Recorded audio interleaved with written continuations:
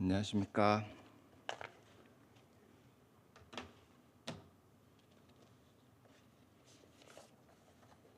얼마 전에 제가 책을 한 권 읽었는데 그 마지막 문구가 참 좋아서 제가 매일 곱씹고 있는데 특별히 오늘 수요일 함께 해주시는 형제 자매님들과 나누고자 합니다.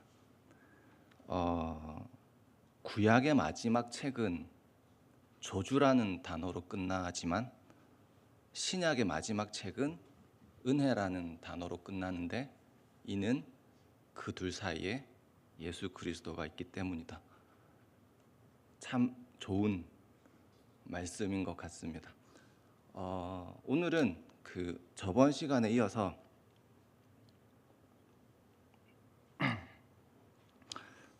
브래들린이 세대주의적 관점으로 성경을 해석함에 있어서 어떻게 세대를 나누고 또 그 세대마다 하나님께서 하시고자 하는 그 경륜이 무엇인지를 이어서 해보도록 하겠습니다. PPT를 만들어 봤는데요. 잘 안 만드는데 제가 모니터링을 해보니까 얼굴이 너무 크게 나오더라고요. 근데 PPT를 가지고 하시는 형제님들 보니까 이게 화면이 반반 나와가지고 얼굴이 작게 나오더라고요. 그래서 한번 만들어 봤습니다. 지난 시간에 언약주의와 그리고 세대주의를 말씀을 드렸는데 성경을 보는 두 가지 관점이 하나는 언약주의고 하나는 세대주의라고 말씀을 드렸습니다. 언약주의는 성경의 주제는 인간의 구원에 국한된다고 보고 있고요. 그리고 인간을 위해서 하나님이 존재하신다라고 그렇게 생각을 합니다. 하지만 저희 형제 모임이 성경을 해석하는 세대주의적 관점으로 성경을 볼 때에는 성경의 주제는 인간의 구원이 아니고 하나님의 영광이고 이 하나님의 영광은 하나님의 주권이 확립된 하나님의 나라를 통하여 세워진다라는 것입니다. 그래서 인간의 구원도 중요한 부분을 차지하지만 그것은 하나님의 영광을 드러내는 그러한 부분의 일환으로서 들어가고 성경의 주제는 인간이 아니라 하나님을 위해 인간이 존재한다라고 그렇게 보는 관점입니다.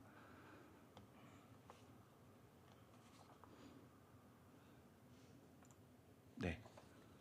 스코필드라는 사람이 그 세대를 7세대로 나누었습니다. 세대를 여러 세대로 나누시는 분들도 있는데 간결하게 7세대로 나눈 게 깔끔해서 한번 같이 보도록 하겠습니다. 지난 시간에 저희는 에덴 세대에 대해서 했습니다. 창조부터 인간의 타락까지 창세기 1장에서 3장에 걸치는 내용이었습니다. 그때는 하나님께서 이 땅에 천지를 창조하시고 하나님 나라를 건설하고자 하셨지만 하나님 나라의 원형을 제시하였지만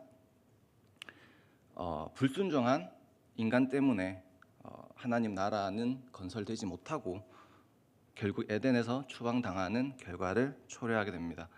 하나님 나라의 조건이 세 가지가 있는데 하나는 영토고 하나는 백성이고 그 다음 하나는 주권이라고 말씀을 드렸었습니다. 이 주권을 위해서 하나님께서는 선악과를 만드셨고 하나님의 강제에 의해서가 아니라 인간의 그러한 자발적인 하나님의 주권을 세워줌으로 하나님 나라가 건설되기를 원했지만 실패를 했고요. 오늘 나누어 볼 양심 세대는 타락 이후에 이제 홍수까지의 시대를 말합니다. 창세기 4장에서 8장까지의 내용인데 이때에는 각각 개인에게 하나님 나라를 시도합니다. 하지만 타락한 가인 계열의 인간들 때문에 결국 홍수 심판이라는 결과를 초래하게 되고요. 나중에 하게 될 인간 정부 세대나 족장 세대, 율법 세대, 교회 세대, 천연 왕국 세대에도 결국은 사람의 불순종 때문에 하나님의 나라가 이루어지지 못한다라고 보시면 되고 마지막에 새 예루살렘이 생기는 그날에는 이제 영원한 나라고 하나님 나라의 완전성이 이제 회복이 되고 그때는 하나님의 영광이 이루어진다라는 그러한 내용입니다. 7세대 간의 가장 큰 사건들은 타락과 홍수, 바벨탑, 율법, 그리고 예수 그리스도가 오시고 이제 앞으로 주님께서 다시 오실 그런 휴거라고 볼 수 있겠고요. 이 부분은 오늘 하게 될 양심 세대가 창세기 4장에서 8장 부분이라는 것을 보시면 되겠습니다. 오늘 제목은 아벨의 더 나은 제사라는 제목으로 본문 말씀은 창세기 4장 1절에서 8절까지로 하여 나누고자 합니다. 먼저 제가 본문 말씀 1절 2절 한번 읽어보도록 하겠습니다. 아담이 그의 아내 하와와 동침함에 하와가 임신하여 가인을 낳고 이르되 내가 여호와로 말미암아 등남하였다 하니라. 그가 또 가인의 아우 아벨을 낳았는데 아벨은 양치는 자였고 가인은 농사하는 자였더라. 앞에서 말씀드렸다시피 양심 세대는 타락 이후 홍수 심판 때까지의 기간을 말합니다. 이때는 각 개인의 양심에 따라 하나님의 주권에 순종하는 삶을 살아야 했던 시기였습니다. 각 개인에게 하나님 나라의 건설을 시도했었던 그런 시기였죠.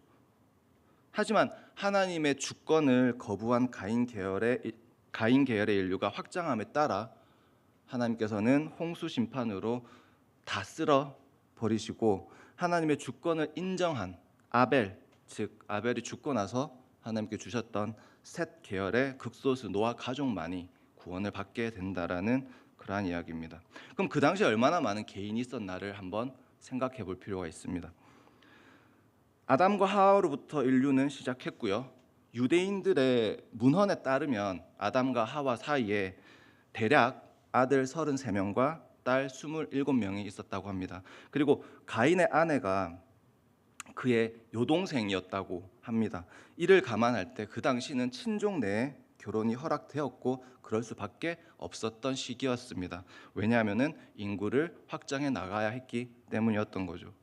창세기 5장에 나오는 족보를 근거하여 10명의 족장이 수백 년을 지내면서 6명의 자녀를 낳았다고 가정한다면 창조 후 1600년이 지나서는 이 땅에 인구가 대략 70억 명 정도 있었다고 합니다. 그리고 창조 후 800년쯤에는 12만, 아담의 창조와 가인의 살인 사건까지가 130년을 생각하면 그때 지금 이 사건이 일어났을 때는 그때 주변에 인구가 대략 1.5만 명 정도 있다고 가정을 할 수가 있습니다. 그렇다면 창세기 4장 14절에서 가인의 두려움에 대해서 이해를 할 수 있습니다. 창세기 4장 14절 제가 한번 읽어보겠습니다. 주께서 오늘 이 지면에서 나를 쫓아내시온즉 내가 주의 낯을 배웁지 못하리니 내가 땅에서 피하며 유리하는 자가 될지라 무릇 나를 만나는 자마다 나를 죽이겠나이다. 이때 이미 많은 사람들이 있었기 때문에 가인은 자신이 아벨, 자신의 동생을 죽이고 난 후에 누군가 자신을 죽일 거라는 그러한 두려움 속에 살았던 것을 이해할 수 있습니다. 창세기 1장 28절에서 하나님께서는 인간에게 생육하고 번성하여 땅에 충만하라고 명령하셨습니다. 그 말씀대로 인간은 번성을 해왔고 그 많은 개인들, 한 명에서 70억 이상이 되는 그 개인들에게 그 개인들의 각자의 양심에 따라 하나님의 주권에 순종하는 삶을 기대를 하셨습니다. 그래서 그 한 명에서 70억 이상의 개인에게 하나님 나라를 시도하려 했지만 그 또한 실패로 돌아가 버리고 많은 그러한 내용입니다. 3절에서 5절까지 한번 읽어보도록 하겠습니다. 세월이 지난 후에 가인은 땅의 소산으로 제물을 삼아 여호와께 드렸고 아벨은 자기도 양의 첫 새끼와 그 기름으로 드렸더니 여호와께서 아벨과 그의 제물은 받으셨으나 가인과 그의 제물은 받지 아니하신지라. 가인이 몹시 분하여 안색이 변하니 이제 가인과 아벨이 자신들도 부모님과 같이 하나님께 제사를 드리는 일이 발생을 합니다. 양심 세대에서 두 가지 사건이 굉장히 큰 건데, 이 가인과 아벨이 하나님께 제사를 드리는 이 부분과, 그리고 노아 홍수 심판. 근데 제가 그 홍수 심판의 원인이 되는 게 이제 이 부분이기 때문에 저는 양심 세대에서 이 부분이 더 중요하다고 그렇게 생각을 합니다. 이들이 드린 제물이 달랐어요. 가인이 드린 제물과 아벨이 드린 제물이 달랐단 말이에요. 그러면 우리가 왜 이들이 드린 제물이 달랐을지를 한번 생각해 볼 필요가 있습니다.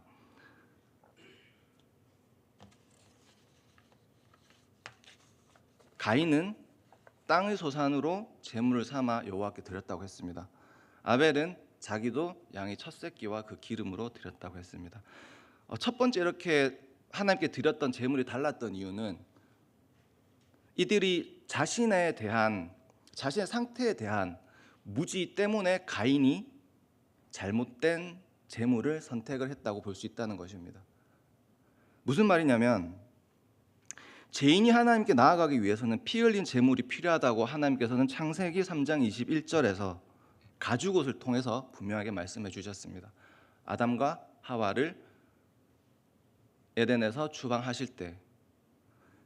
그래서 만약에 가인이 자신이 죄인임을 인식을 하였다면 피 흘림이 없는 제사인 이 땅의 소산을 드리진 않았을 것입니다.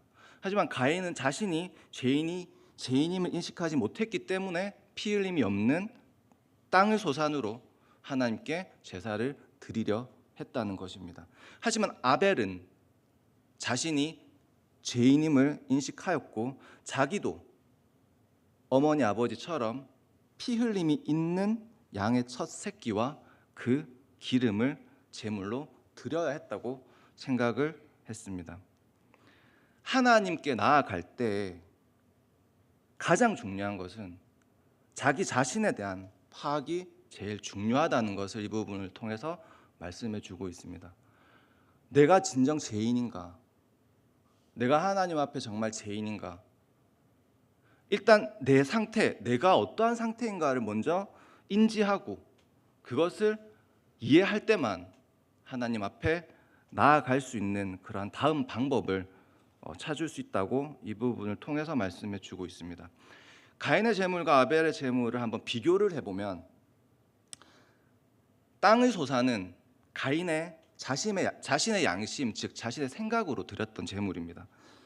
아까 말씀드렸던 창세기 3장 21절에서 피 흘림이 있는 제사를 드리라고 하는 하나님의 명령을 가인은 불순종했고요. 그리고 자기 양심에 따라, 자기 생각에 따라 판단을 하는데 어떻게 판단을 하냐면, 많은 사람을 먹이는 땅의 산물이 먹지 못하는 양보다 더 나은 제물일 거라고 생각을 합니다. 이 이야기가 무슨 이야기냐면, 이 당시는 육식이 금지되었던 그러한 시기였습니다. 창세기 9장 3절부터 육식이 사람들에게 허용이 됩니다. 홍수가 끝나고 하나님께서 노아와 그 가족들에게 이제 방주에서 내렸는데 당장에 먹을 음식이 없잖아요. 다 물에 잠겨가지고. 그래서 그때 이제 지금부터는 너희가 가축을 먹되 핏째 먹지 말라라는 게 창세기 9장 3절에서 나옵니다. 그럼 이 당시에는 이 70억은 아니고 아까 1.2만 명 그 정도의 인구가 뭘 먹고 살았느냐? 땅의 소산을 먹고 살았다는 거예요. 그리고 그 땅의 소산을 만드는 게 가인의 일이었고요. 가인은 생각을 하는 거죠. 아니, 저 양은 먹지도 못하는데 나는 열심히 농사 지어가지고 다 먹이고 이 많은 사람들이 먹는 이게 하나님 받으시기에 더 합당하지 않을까? 자기 양심, 자기 생각으로 그렇게 판단했던 거예요. 풀어서 키우는 양은 굉장히 쉽잖아요. 물론 뭐 사자가 한 번씩 오겠죠. 근데 뭐 사자하고 안 싸우면 되잖아요. 그냥 새끼 그냥 주면 되잖아요. 근데 땅의 소산을 얻기 위해서는 얼마나 힘들어요. 창세기 3장 17절 19절 한번 보도록 하겠습니다. 얼마나 힘든 일인지.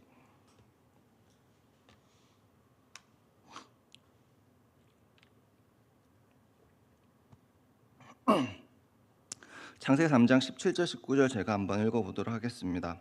아담에게 이르시되 네가 네 아내의 말을 듣고 내가 내게 먹지 말라 한 나무의 열매를 먹었은즉 땅은 너로 말미암아 저주를 받고 너는 내 평생에 수고하여야 그 소산을 먹으리라. 18절 땅이 내게 가시덤불과 엉겅퀴를 낼 것이라. 네가 먹을 것은 밭의 채소인즉 19절 네가 흙으로 돌아갈 때까지 얼굴에 땀이 흘려야 먹을 것을 먹으리니 네가 그것을 취함을 입었음이라. 너는 흙이니 흙으로 돌아갈 것이니라 하시니라. 네가 먹을 것은 밭의 채소라고 하셨고 땅은 누구로 말미암아 저주를 받았다고요? 아담으로 말미암아 저주를 받았습니다. 이제 이 땅은 너에게 가시덤불과 엉겅퀴를 해서 너 평생에 수고해야지 먹을 수 있다. 그래서 가인의 직업은 이렇게 저주받은 땅을 일구어 가지고 땅의 소산을 만들어내 가지고 배고픈 백성들을 먹였잖아요. 근데 아벨은 그 양을 풀어 키우잖아요. 근데 풀어 키우는 양 새끼 놓은 거 한 마리 잡아가지고 갖고 가인은 뼈 빠지게 해가지고 그거를 가지고 간 거잖아요. 너무 이렇게 자기는 그게 더 나을 거라고 생각한 게 그러나 그게 누구 생각이었냐면은 가인의 양심이었고 가인의 생각이었다는 거죠. 그건 하나님의 생각이 아니었다라는 거죠. 힘들게 쓰고 노력한 것이 편히 키운 양보다 더 좋은 재물이라고 가인은 생각했습니다. 그리고 두 번째는 가인이 드린 재물은 저주받은 재물입니다. 방금 17절 말씀에서 이 땅은 누구 때문에? 아담 때문에 저주를 이미 받았습니다. 그 땅의 소산은 땅으로부터 나오는 결과물이기 때문에 땅의 소산은 저주받은 땅의 산물인데 이걸 가지고 하나님 앞에 제물로 가인은 드려도 괜찮다 판단을 했던 것입니다. 마지막으로 가인은 스스로 해보려 했습니다. 하나님께 여쭙지도 않고 믿음의 조상인 어머니 아버지께 여쭙지도 않고 자기 생각대로 이렇게 해도 괜찮을 거야. 하나님이 아닌 모든 종교의 특성이 바로 이 부분입니다. 스스로 뭔가를 해보려는 거. 우리는 그냥 믿기만 하면 되는데 뭔가를 해야지. 너무 쉽다. 이렇게 아니 그럼 믿음 하나로 되는 게 어디 있어요? 그런 게 어디 있어요? 그래도 뭘 해야지 하는 게 가인의 생각이었고 그리고 지금 모든 종교의 생각이라는 것입니다. 결과적으로 가인은 하나님의 주권을 부정하는 자기 중심적 양심, 자기 중심적 생각으로 재물을 준비했다라는 것입니다. 하지만 아벨은요. 아벨의 양심은 하나님의 생각이었습니다. 아벨의 생각은 하나님의 뜻이었습니다. 창세기 3장 21절에 피 흘림 있는 제사, 가죽옷 굉장히 중요시 여겼고 그 또한 그에 순종하여 자신은 양의 새끼를 제물로 준비하였습니다. 여기서 중요한 것은 아벨이 가진 게 양밖에 없어가지고 양을 하나님께 제물로 드렸다라는 게 아니라는 것입니다. 아벨이 양치는 사람이니까 내가 가지고 있는 건 양밖에 없어가지고 하나님께 양을 제물로 드렸다는 게 아니라는 것입니다.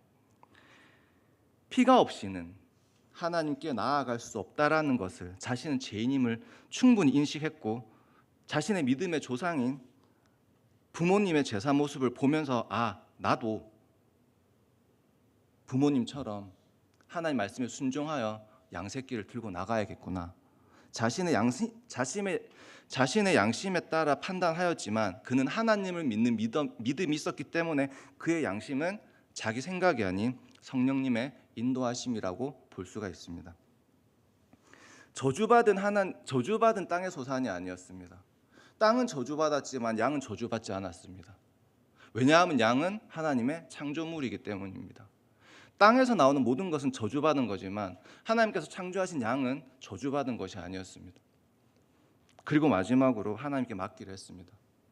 스스로 모든 걸 하려고 하지 않았고 자신은 죄인인 자신은 뭘 해도 하나님을 기쁘시게 할 수도 없고 하나님의 방법으로 하나님께 나아갈 수도 없기 때문에 자신의 방법이 아닌 하나님의 방법으로 하나님께 나아가야 함을 잘 알고 있었습니다. 결과적으로 아벨은 하나님의 주권에 순종하는 하나님 중심적인 생각을 했던 것입니다. 자, 그러면 가인의 제사를 하나님께서 왜 안 받으셨을까요? 6절 7절 한번 읽어보도록 하겠습니다. 여호와께서 가인에게 이르시되 네가 분하여 함은 어찌 됨이며 안색이 변함은 어찌 됨이냐. 네가 선을 행하면 어찌 낯을 들지 못하겠느냐. 선을 행하지 아니하면 죄가 문에 엎드려 있느니라. 죄가 너를 원하나 너는 죄를 다스릴지니라. 자, 6절을 보시면은 그 분하여 함은 어찌 됨이며 안색이 변함은 어찌 됨이냐고 하나님께서 가인에게 물어보십니다. 자, 가인은 자신의 양심, 자신의 생각과 노력으로 뭔가를 해보려 했는데 받아들여지지 않았습니다. 그래서 굉장히 분노합니다. 그것도 하나님께 굉장히 분노합니다. 그래서 그 왜 네가 이렇게 분노하느냐에 대해서 하나님은 설명을 해주시려고 합니다. 7절부터요. 자, 1절에서 6절까지 문맥이 굉장히 매끄럽습니다. 다 하나하나 이해가 됩니다. 매끄럽게. 근데 갑자기 7절에서 이렇게 나옵니다. 네가 선을 행하면 어찌 낯을 들지 못하겠느냐. 갑자기 뜬금없이 이런 얘기가 나오는 거죠.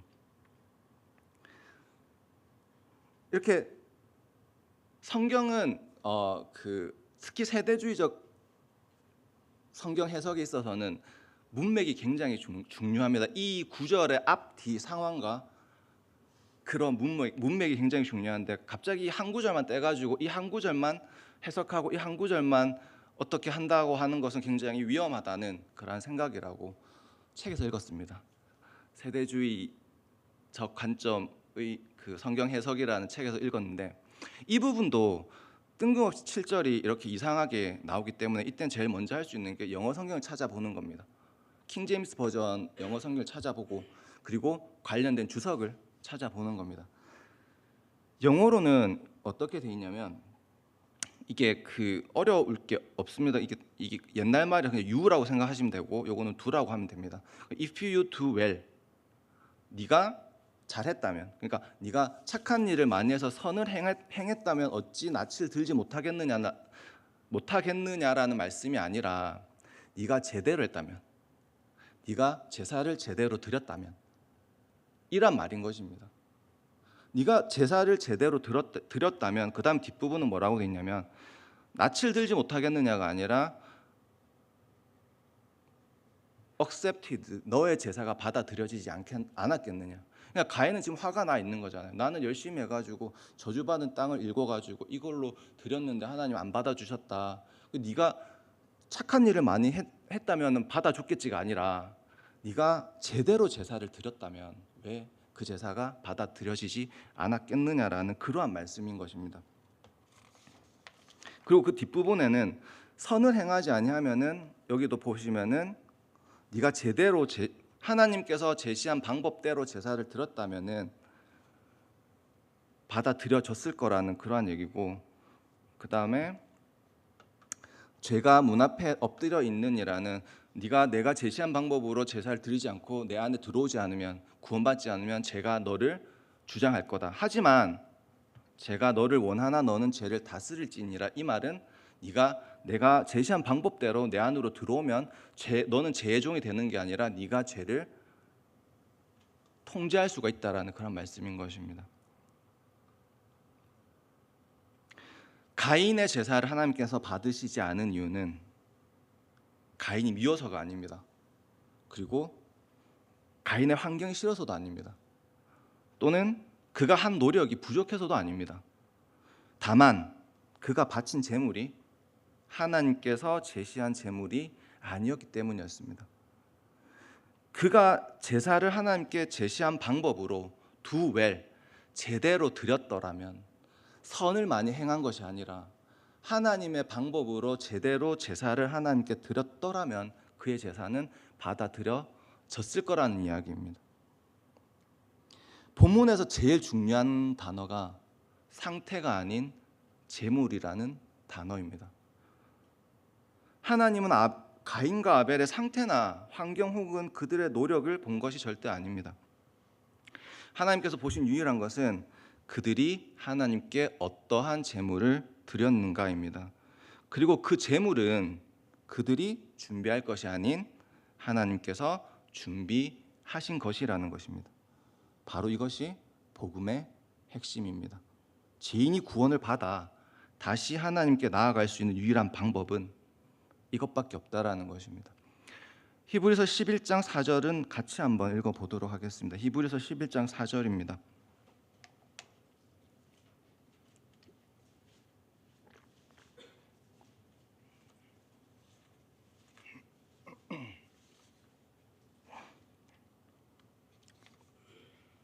네, 히브리서 11장 4절 읽어보겠습니다. 믿음으로 아벨은 가인보다 더 나은 제사를 하나님께 드림으로 의로운 자라 하시는 증거를 얻었으니 하나님이 그 예물에 대하여 증언하심이라. 그것 죽었으나 그 믿음으로써 지금도 말하느니라. 믿음으로 아벨은 가인보다 더 나은 제사를 드렸다고 하였습니다. 그리고 그 뒤에 그래서 아벨은 의로운 자라 하나님께서 증거를 하신다고 하셨는데, 그 뒤에 하나님께서 증언하신 게 아벨이 아니라 아벨이 드린 그 예물에 대하여 증언하심이라고 나와 있습니다. 상태가 아닌 제물인 것입니다. 우리의 상태가 어떠하든, 우리의 환경이 어떠하든, 우리의 노력이 어떠하든 하나님께서 보시는 것은 우리를 보시는 게 아니라 우리가 하나님께 가지고 나가는 그 제물을 보신다는 것입니다. 하나님 앞에 나아가기 위해서 제일 먼저는 내가 죄인임을 인지하는, 내 상태를 바로 아는 것. 두 번째는 하나님께서 날 위해 준비하신 속죄물 대신 예수 그리스도란 제물을 가지고 나아가는 것. 세 번째는 하나님께서는 내가 아닌 내가 드리는 그 제물인 예수 그리스도를 보시고 그 예수 그리스도를 증거하여 나를 의로운 사람이라 하신다라는 것. 그게 바로 구원이고 그게 바로 하나님께서 우리에게 주시는 복음입니다. 자, 가인이 제사를 잘못 드렸습니다. 그러면 이 잘못된 제사의 결과가 어떻게 되는지 한번 보도록 하겠습니다. 8절 제가 읽어보겠습니다.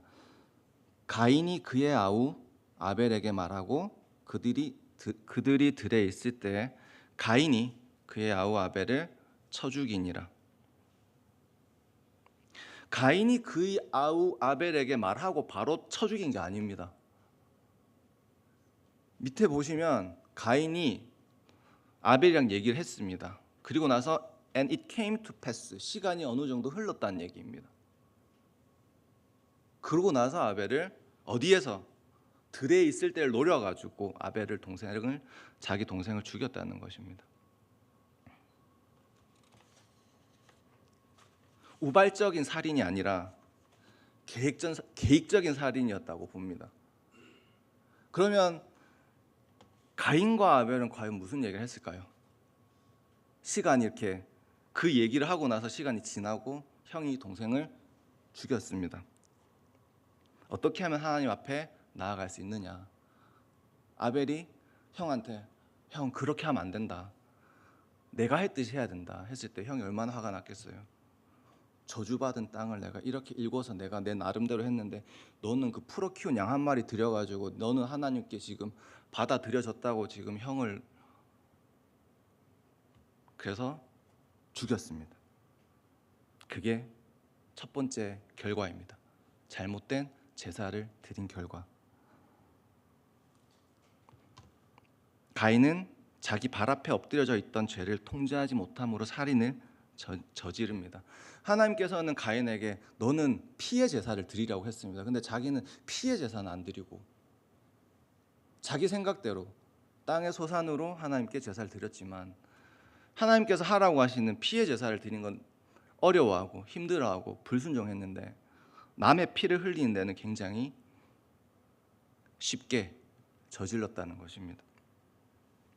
7절에서 하나님께서는 가인에게 다시 돌아오라고 하셨습니다. 그렇게 당부를 하셨습니다. 그러지 않으면 제가 너를 집어삼킬 거라고 얘기를 하셨습니다. 하지만 가인은 그렇게 하나님 앞에 회개하지 않고 하나님 앞에 나아가지 않았습니다. 그래서 아벨은 가인은 아벨을 시기 질투하여 죽인 것도 있지만 자신이 아닌 아벨의 제사만 받아주시는 하나님에 대한 도전으로 자신의 동생을 죽인 것일 거라고 생각을 할 수도 있겠습니다. 제일 중요한 잘못된 제사의 결과는 분리입니다. 가인은 이 일을 통하여 먼저는 하나님과 분리가 됩니다. 하나님 족보에서 완전히 도려냄을 당하게 됩니다. 아담에서 예수 그리스도까지 내려오는 그 기한 하나님의 계열에서 완전한 분리를 당하게 됩니다. 그러고 나서 아벨의 죽은 자리를 하나님께서는 그냥 두시지 않고 그 자리를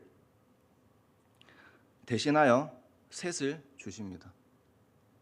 하나님의 주권을 인정하지 않고 자기 중심적으로 살아가던 가인 계열은 완전히 제거하시고 나서 어설프게 제거한 게 아니라 완전히 깨끗하게 도려내고 나서 새로운 시작을 하는데 그 시작이 셋인 것이고, 셋으로부터 이어져 예수님이 이 땅에 오시게 됩니다.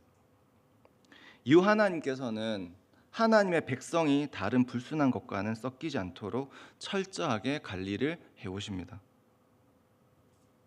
오늘 본문 말씀을 통해서 에덴 세대에 있었던 굉장히 큰 사건, 가인과 아벨의 제사에 대해서 한번 봤습니다.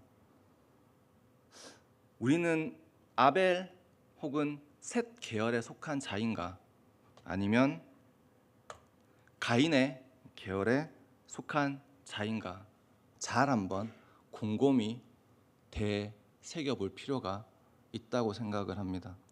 오늘 본문을 통해서 당대의 메시지는 가인의 제사가 잘못되었음을 가인에게 일깨워서 하나님께서 받으시기에 합당한 제사를 드려 가인이 다시 돌아오게 하려고 했던 것이고, 이 본문 말씀을 오늘날 적용을 해본다면 가인의 잘못된 제사의 전철을 밟지 않고 아벨의 더 나은 제사를 드림으로 아벨 혹은 셋의 계열에 속하는 하나님의 자녀가 되어야 한다라는 것입니다. 또 하나님의 자녀가 된 우리는 계속하여 하나님의 주권을 인정하며 하나님께 순종하는 삶을 살아야 할 필요가 있다라는 것입니다. 기도하고 마치도록 하겠습니다. 하나님 아버지, 감사를 드립니다. 아무것도 아닌 저희 개개인을 통하여 하나님 나라를 이루려 하셨음에 감사를 드리고, 이제 그 개인들이 모인 이 교회를 통하여 하나님께서 하나님 나라를 이루려고 하심에 감사를 드립니다. 언젠가 주님 오시는 그날에는 이 교회들이 모여 온전히 이 땅에 하나님의 주권이 인정이 되는 하나님의 나라가 이루어져서 하나님의 영광이 이 온 땅에, 이 세계에 가득 퍼지는 그날을 저희들이 기대하게 하심에 감사를 드리며 예수님의 이름으로 기도드렸습니다.